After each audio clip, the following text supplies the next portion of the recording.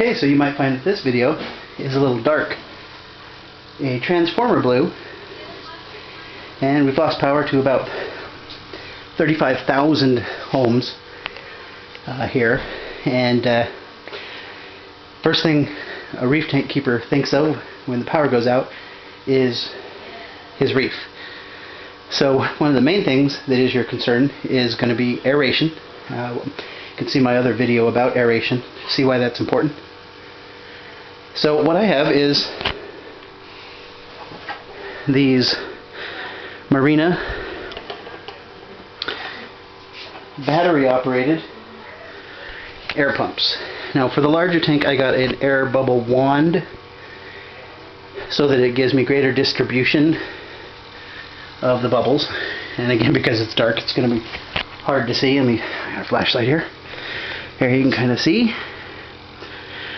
So that little guy was 20 bucks, runs off of 2 D cells, and it keeps my guys happy because they have oxygen exchange. And in the other tank I have the same thing, but it's a smaller tank, so it didn't really need the wand.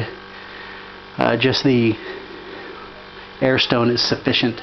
So then the second concern that you have in a place like Arizona, because we are Arizona fish keeping, is temperature. And it was 110 degrees outside when the power went out.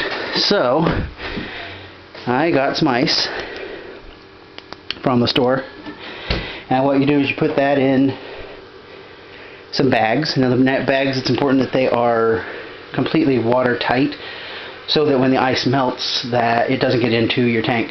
That can cause 2 problems. One, it can obviously it's fresh water, so it can change your salinity. And then the other issue is, of course, that sometimes there are chemicals associated with the freezing process that can get into your tank.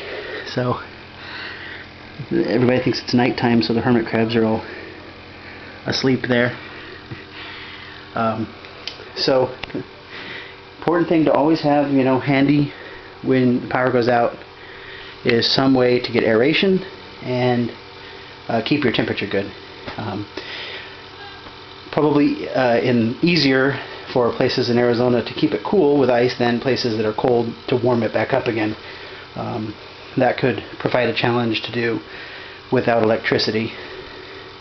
If you don't have one of these wonderful pumps, what you can do is just get a cup and fill the cup with water from the tank and then pour it along the top of the tank, and then do that.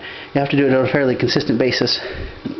The idea is to get the gas exchange going so that your bad gases go out and your oxygen goes in. So that's really what bubbles are all about. They're not about flow or anything, they're about aeration. So anyway, we're still without power. It's been I think 4 hours now that we're without power, and I'm panting as I'm doing this video because it's so hot and I'm sweating. But again, it's almost 7 o'clock here in Arizona. It's still 104 degrees outside.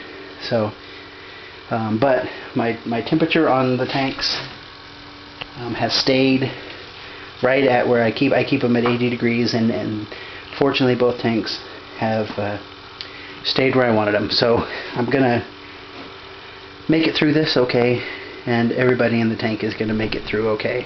So if that ever happens to you, you can be prepared.